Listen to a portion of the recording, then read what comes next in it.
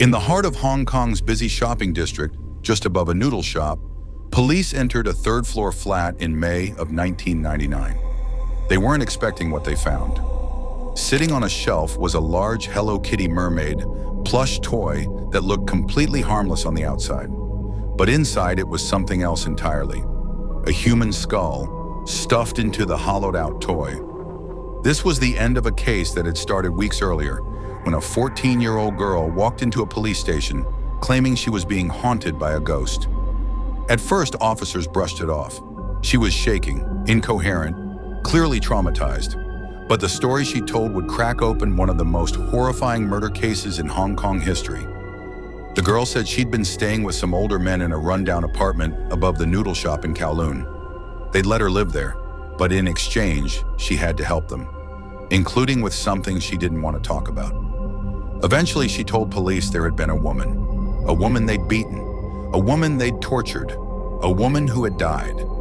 She said she was being haunted because she hadn't stopped them. At first, the police didn't believe her, but when they followed up, everything lined up. The address was real, the name she gave, real, and the flat was exactly as she described it. What they found inside was worse than they imagined. The walls were smeared with blood, the smell was overpowering, and then there was the Hello Kitty doll. The skull inside belonged to 23-year-old Fan Man-yee.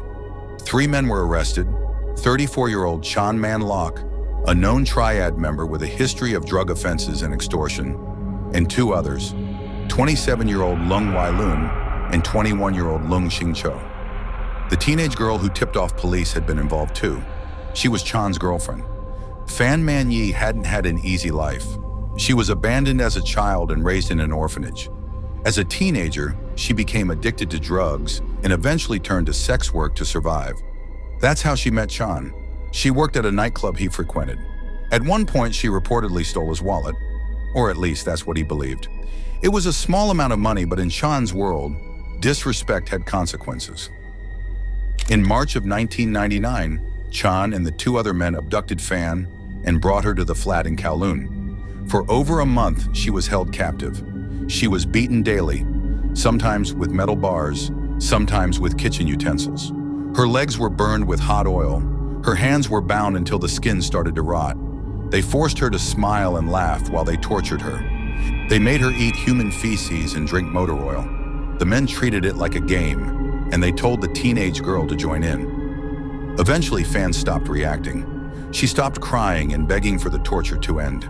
They didn't know the exact moment she died, but her body had given out sometime during the beatings. This didn't stop them, though. They left her in a bathtub for days. When the smell became too strong, they chopped up her body, boiled the remains, and used a fan to dry them. Her skull, cleaned and hollowed, was sewn into the Hello Kitty doll. By the time police found what was left of her, only her skull, a few internal organs, and some teeth remained. There was no full body to bury. The case stunned the city. The details were so horrific that many newspapers refused to print them in full. And the image, a bright, innocent cartoon character hiding something so gruesome, became infamous. That one object made the case unforgettable: the Hello Kitty murder. At trial, the men didn't deny that Fan had been abused in the flat, but they all claimed the same thing: they never intended to kill her. They said her death was accidental, a result of drug withdrawal.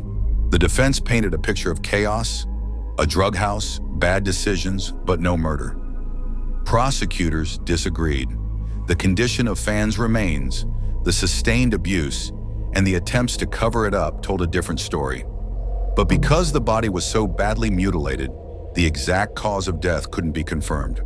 In the end, all 3 men were convicted of manslaughter, not murder.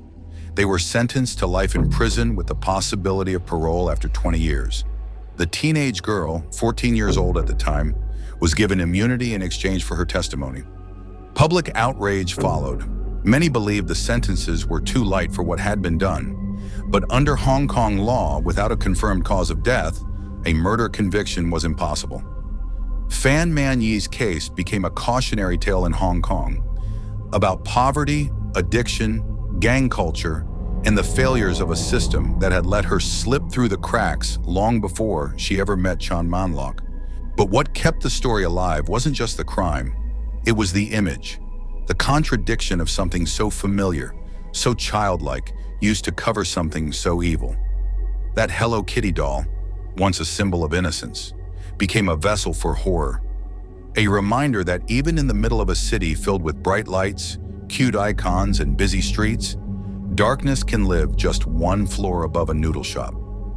If you want to hear more about killers hiding behind disturbing facades, check out our video on Ed Gein, the real-life murderer who inspired Psycho and the Texas Chainsaw Massacre.